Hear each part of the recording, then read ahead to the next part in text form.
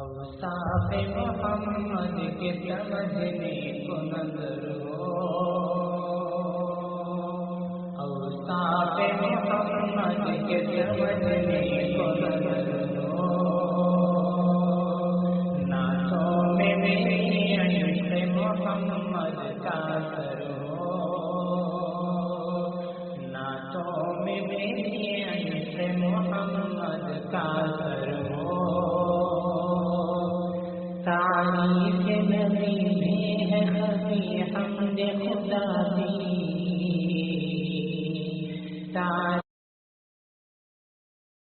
تیسری بات جو اس آیت کے اندر ہے وہ یہ ہے کہ اللہ نے کہا میں اپنا کلام اس کے منہ میں ڈالوں گا، کلام منہ میں ڈالوں گا۔ ایک عجیب بات ہے، یہاں سمجھنا یہ ہے کہ جتنے پیغمبر اللہ کے پہلے دنیا میں آئے ہیں اور ان کے اوپر اللہ تعالیٰ نے وحی نازل کی ہے، کتاب نازل کی ہے، تو کتاب ان کو لکھ کے دی گئی تھی، کتاب ان کو لکھ کے دی گئی تھی، لیکن ہمارے نبی علیہ السلام کو لکھ کر نہیں دی گئی تھی بلکہ آپ کے دل میں ڈالی گئی۔ نزل بہ الروح الامین علی قلبک، اس کے اندر ہے کہ روح الامین یعنی حضرت جبریل امین علیہ السلام نے اللہ کی طرف سے یہ کلام آپ کے دل کے اوپر اتارا، اور جب دل پہ اتارا تو دل میں جو ڈالا گیا وہ محمد صلی اللہ علیہ وسلم کی زبان مبارک میں ڈالا گیا، اور اللہ کے نبی نے اسی اللہ کے کلام کو اپنی زبان مبارک سے لوگوں کو پڑھ پڑھ کے سنایا۔ اس کا اشارہ اس کے اندر موجود ہے۔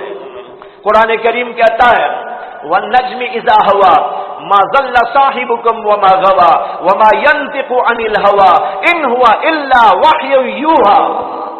اللہ نے قسم کھا کھا کر کہا وَالنَّجْمِ، ستارے کی قسم ہے۔ اس کے بعد جو کہا گیا اس میں قسم کے بعد وَالنَّجْمِ إِذَا هَوَىٰ مَا ضَلَّ صَاحِبُكُمْ وَمَا غَوَىٰ وَمَا يَنطِقُ عَنِ الْهَوَىٰ، وہ اپنی طرف سے کچھ نہیں کہتا۔ وہ پیغمبر یعنی محمد صلی اللہ علیہ وسلم اپنی طرف سے کچھ نہیں کہتے، وہ جو کچھ کہتے ہیں وہ اللہ کی وحی کی بنیاد پر کہتے ہیں۔ اس آیت کے اندر بھی یہ موجود ہے، توریت کی آیت میں وہ اپنی جانب سے کچھ نہیں کہے گا، وہ ہماری طرف سے کہے گا جو کچھ کہے گا۔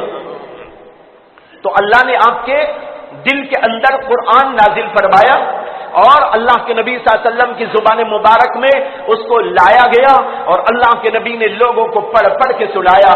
حدیث کے اندر آتا ہے کہ نبی اکرم صلی اللہ علیہ وسلم پر جب فرشتہ اللہ کی کتاب قرآن کو لے کر نازل ہوتا تھا اور آپ کے دل کے اوپر اس کا القاء کیا جاتا تھا، اللہ کے نبی علیہ السلام جلدی جلدی اس لیے پڑھتے تھے فرشتے کے ساتھ تاکہ یاد ہو جائے اچھی طرح، اور کہیں ایسا نہ ہو کہ کوئی لفظ ذہن سے نکل جائے۔ اس لیے اللہ کے نبی صلی اللہ علیہ وسلم جلدی جلدی جبریل کے ساتھ میں پڑھا کرتے تھے۔ لیکن قرآن کریم میں موجود ہے کہ اللہ نے آپ سے اس موقع پر فرمایا لا تحرک به لسانک لتعجل به ان علینا جمعه وقرآنه فاذا قرأناه فاتبع قرآنه ثم ان علینا بیانه۔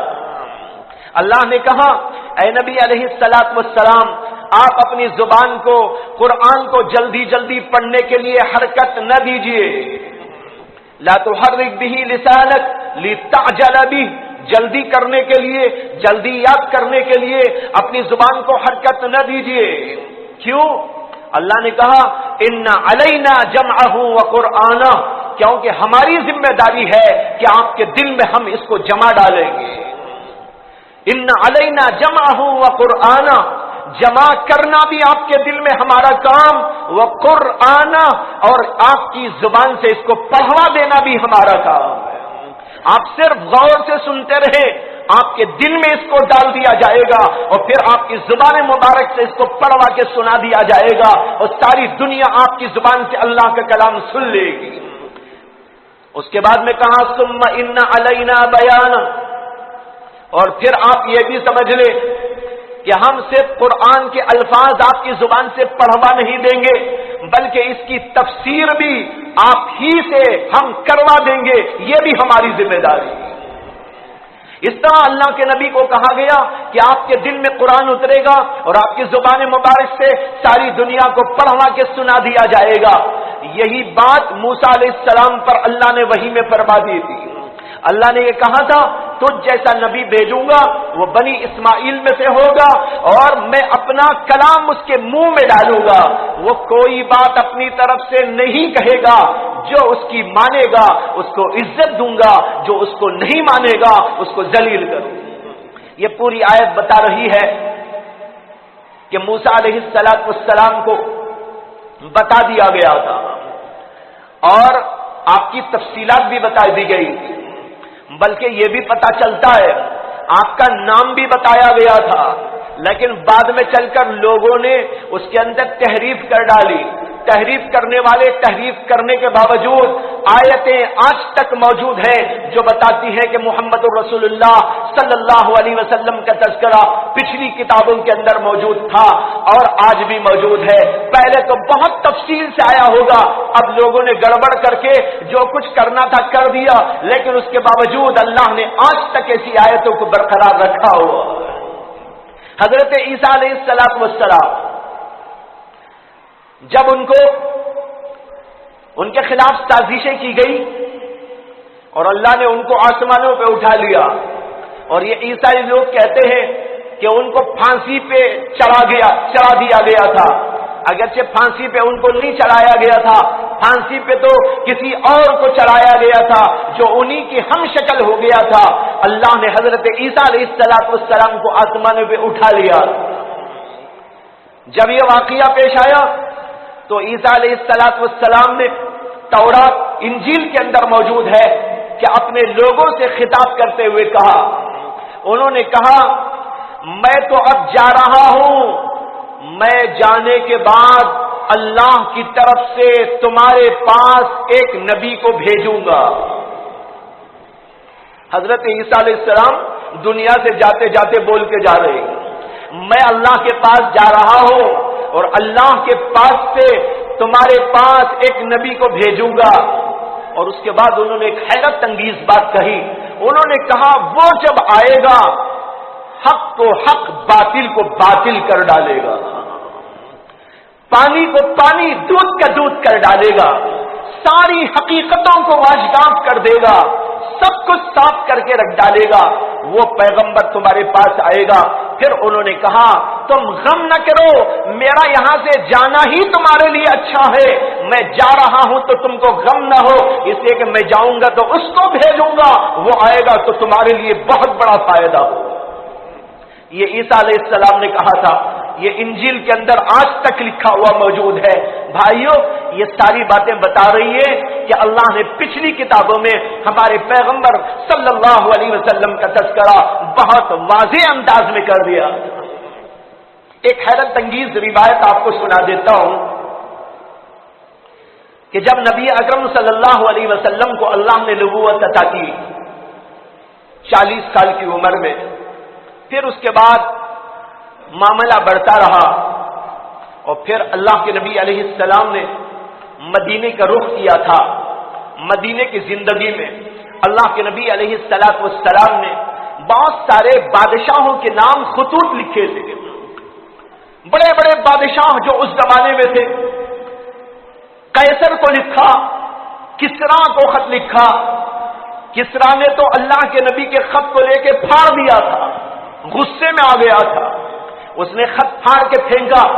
جب اللہ کے نبی علیہ السلام کو پتہ چلا، اللہ کے نبی نے کہا اس نے ہمارے خط کو جیسے پھاڑا ہے، اللہ اس کی حکومت کو بھی اسی طرح پھاڑ پھاڑ کے پرزہ پرزہ کر دے گا۔ اور فرمایا اذا ہلک کسرا لا کسرا بعدا، جب یہ کسرا ختم ہو جائے گا تو اس کے بعد دنیا میں پھر کوئی کسرا نہیں پیدا ہو سکے گا۔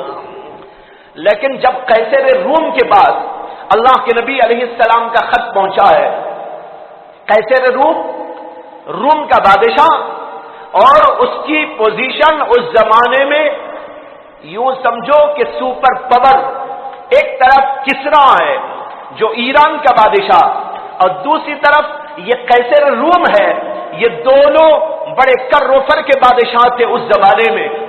اللہ کے نبی نے ان لوگوں کو خطوط لکھے تھے، اور جب قیصر روم کے پاس حضرت نبی اکرم صلی اللہ علیہ وسلم کا خط لے کر حضرت دحیہ کلبی رضی اللہ تعالیٰ عنہ پہنچے تھے. تفصیلی واقعہ ہے لیکن پورا واقعہ نہیں سنا تھا، اس کا وہ جز سناتا ہوں جو اس موقع پر مناسب حال ہے. تو جب وہ پہنچے تھے تو بادشاہ نے اللہ کے نبی علیہ الصلوۃ والسلام کے حالات کے بارے میں پوچھ تاچھ کی تھی، اور پھر یہ کہا تھا کہ لوگوں میں کوئی یہاں مکے والے آئے ہو تو ان کو بلاؤ. اتفاق سے وہاں پر اس زمانے میں ابو سفیان کفر کی حالت تھی، وہ وہاں پر کچھ تجارتی قافلہ لے کر آئے تھے. بادشاہ نے ان کو بلایا، اللہ کے نبی کے بارے میں معلومات کیے تھے، اور معلومات کرنے کے بعد اسے یقین ہو گیا یہی وہ پیغمبر ہیں جن کا ذکر ہماری کتابوں میں موجود ہے. جب اسے یقین ہو گیا اور اس نے اسی وقت لوگوں کے سامنے کہا تھا اگر یہ مجھے کوئی چانس مل جاتی ہے کہ میں ان کی خدمت میں پہنچ سکوں تو میں ان کے پیر دھو کر پیوں گا. یہ بخاری کی روایت ہے، بخاری شریف کے اندر پورا تفصیلی واقعہ موجود ہے. بالکل شروع ہی میں اس کے اندر اس نے کہا اگر مجھے موقع مل جائے، چانس مل جائے، اس لیے اس نے کہا کہ بھائی ملے گی چانس کہ نہیں کیا پتا ہے. وہ بادشاہ ہے، بادشاہ اٹھ کے یوں ہی تھوڑا ہی چلا جائے گا، جانے کے لیے تو اسے بڑے سامان کی ضرورت ہے. اس لیے اس نے کہا اگر مجھے کوئی موقع مل جاتا ہے کہ میں کسی طرح ان کی خدمت میں پہنچوں تو میں ان کے پیر دھو کے پیا کروں.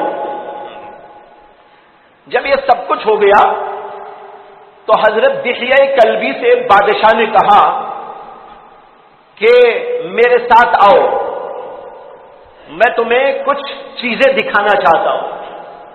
دحیہ کلبی کہتے ہیں کہ میں بادشاہ کے ساتھ میں چلا.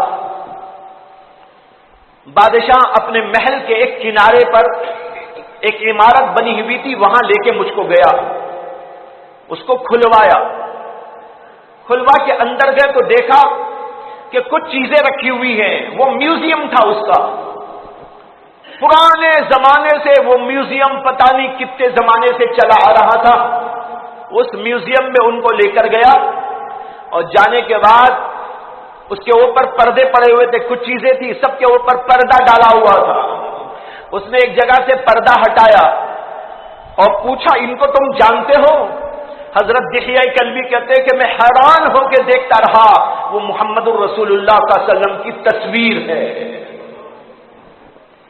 محمد صلی اللہ علیہ وسلم کی تصویر اور بادشاہ کے محل کے میوزیم کے اندر رکھی ہوئی، بالکل ہو بہو کوئی فرق نہیں. کہتے میں حیران ہوا اور میں نے کہا یہی تو ہمارے پیغمبر ہیں جن کی طرف سے میں تمہارے پاس میں خط لے کے آیا. اس نے کہا اچھا ٹھیک ہے. اس کے بعد ایک اور طرف سے پردہ ہٹایا. دحیہ کلبی کہتے ہیں کہ میں نے دیکھا تو حضرت ابو بکر صدیق کی تصویر ہے. اور ایک طرف سے پردہ ہٹایا اور کہا ان کو جانتے ہو؟ دیکھتے ہیں وہ کہ وہ حضرت عمر بن خطاب کی تصویر ہے. کہتے ہیں کہ میں نے عرض کیا یہ ہمارے نبی علیہ الصلوۃ والسلام کے 2 وزیر ہیں. اس نے کہا ہاں ہاں ٹھیک ہے تم ٹھیک کہتے ہو. پھر اس نے پردہ لگا دیا اور پھر واپس چلا آیا اور اپنے محل میں بٹھا کے مجھ سے باتیں کی. کہتے ہیں حضرت دحیہ کلبی کہ میں نے پوچھا کہ بادشاہ یہ آپ کے محل میں ہمارے نبی کی تصویر اور ان کے وزیروں کی تصویر یہ کہاں سے آ گئی؟ کس نے بنا دی؟ اور حضور کو جا کے کس نے دیکھا؟ وہاں دیکھ کر کون یہ لا کے بنا دیا؟ بادشاہ نے کہا نہیں یہ آج نہیں بنی ہے، یہ آج سے ہزاروں سال پہلے بنی ہوئی. ان کو اور تعجب ہوا. اس نے کہا ہزاروں سال پہلے کس نے بنائی، کیسے بنائی؟ کہا کہ ہماری پچھلی کتابوں میں تورات و انجیل میں آخری زمانے کے پیغمبر کی شکل و صورت اور حلیہ اور ان کا پورا ڈیل ڈول بیان کیا گیا تھا، ان کے اوصاف سب کچھ بیان کیے گئے تھے. پچھلے زمانے میں جن لوگوں نے وہ کتاب پڑھی اس زمانے کے مصورین اور تصویر ساز لوگوں نے حلیے کو دیکھ کر وہ تصویر بنا دی. بہت بڑے بڑے مصور پہلے گزرے ہیں، چہرہ دیکھا بھی نہیں، حلیہ پڑھ کر بنا دیا. چہرہ دیکھ کے بھی بنانے والے بناتے، اب بھی بناتے. آپ کھڑے رہیں وہ بنا دیں گے بیٹھے بیٹھے، بالکل ایسے ہی جیسے کہ کیمرے کی تصویر ہوتی. تو بہرحال یہ وہاں پر دیکھا عجیب و غریب ماجرا. اس روایت کو بہت سارے محدثین نے روایت کیا ہے، من جملہ ان کے علامہ ابن الجوزی رحمت اللہ علیہ ہیں، جنہوں نے اخبار عمر ان کی ایک کتاب ہے، اس کے اندر اس روایت کو پوری تفصیل کے ساتھ میں بیان کیا ہے. علامہ ابن کثیر نے اپنی کتاب البدایہ والنہایہ کے اندر اس کو روایت کیا ہے، اور بھی محدثین نے اس کو روایت کیا ہے. یہ حیرت انگیز روایت ہمارے سامنے ہے، جس سے سمجھ میں آتا ہے کہ پچھلی کتابوں میں ہمارے نبی علیہ السلام کا تذکرہ کس قدر واضح انداز میں اور صاف و صریح الفاظ کے اندر موجود تھا. جب اس طرح پیغمبروں کے ذریعے پہلے ہی اللہ نے سب کچھ بتا دیا، اور یہ روایت بھی آتی ہے کہ جب حضرت سیدنا موسیٰ علیہ السلام کی کتاب تورات میں نبی علیہ السلام کا تذکرہ بلند بانگ الفاظ کے اندر انہوں نے پڑھا، تو حضرت موسیٰ علیہ السلام نے اللہ سے التجا کی. انہوں نے کہا کہ اللہ، میری کتاب کے اندر آخری زمانے کے پیغمبر کا بلند بانگ الفاظ کے اندر تذکرہ موجود ہے، میری گزارش یہ ہے کہ مجھے ان کی امت میں بنا دیجیے. میری گزارش ہے کہ مجھے آپ کی امت کے اندر بنا دیجیے. اللہ نے کہا کہ ایسا تو ہو نہیں سکتا کہ آپ تو ایک امت کے لیے نبی بنا کر بھیج دیے گئے. اس سے اندازہ کیجئے کہ ہمارے نبی کا